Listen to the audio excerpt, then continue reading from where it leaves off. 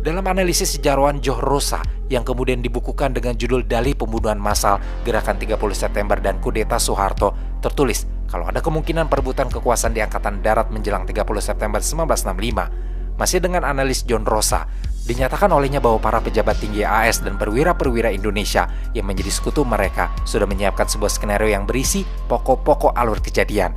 Mulai dari menuding PKI melakukan percobaan kudeta, melancarkan represi besar-besaran terhadap PKI di seluruh negeri, tetap menggunakan Soekarno sebagai presiden boneka sambil merongrong kekuasaannya, dan membangun satu pemerintah baru yang dikuasai Angkatan Darat. Sebelumnya, sudah banyak sekali isu yang beredar, terkadang secara tidak langsung mengaitkan PKI di dalamnya. Seperti isu sakitnya Soekarno yang sejak tahun 1964 hingga menjelang peristiwa G30 SPKI diisukan sakit parah. Hal ini menimbulkan banyak sekali perdebatan dan isu perebutan kekuasaan apabila Soekarno meninggal dunia. Namun, menurut Subandrio, justru Aidit tahu betul kalau Soekarno hanya sakit ringan saja, dan tidak mungkin Aidit menjadikannya alasan untuk mendorong PKI melakukan gerakan pemberontakan atau kudeta. Selain itu ada isu mengenai masalah tanah dan bagi hasil.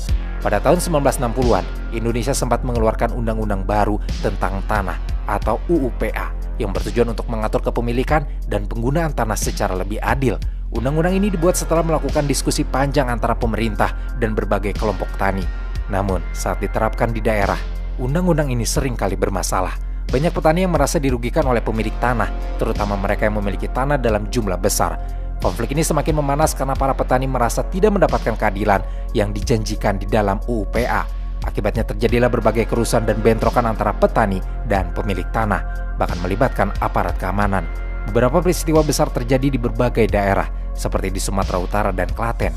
Permasalahan tanah ini juga memperuncing perselisihan antara kelompok-kelompok politik di seluruh Indonesia, terutama antara PKI dan kelompok-kelompok Islam seperti NU, Persis, dan Muhammadiyah.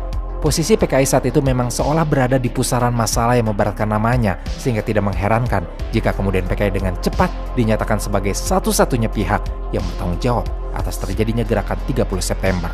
Pada tanggal 17 Oktober, Kolonel Sarwo Edi menggerakkan pasukan komandonya ke Jawa Tengah untuk melakukan pembersihan PKI. Gerakan ini bukan saja menguatkan protes terhadap PKI, tetapi juga melakukan pembunuhan terhadap orang-orang komunis maupun orang yang baru terduga komunis, terutama di Jawa Tengah, Jawa Timur, dan Bali. Sementara Aidit ada beberapa versi mengenai kisah kematiannya. Konon, Aidit tertangkap di Jawa Tengah saat Kolonel Sarwo Edi melakukan pembersihan, lalu dibawa oleh sebuah batalion Kostrat ke Boyolali. Atas perintah umum yang dikeluarkan Soeharto saat itu, dia dieksekusi pada tanggal 22 November tanpa dikirim ke depan pengadilan. Dalam versi ini, diceritakan kalau Aidit sempat dibawa ke dekat sebuah sumur dan disuruh berdiri di dekatnya. Aidit hanya diberikan waktu setengah jam sebelum dieksekusi. Waktu setengah jam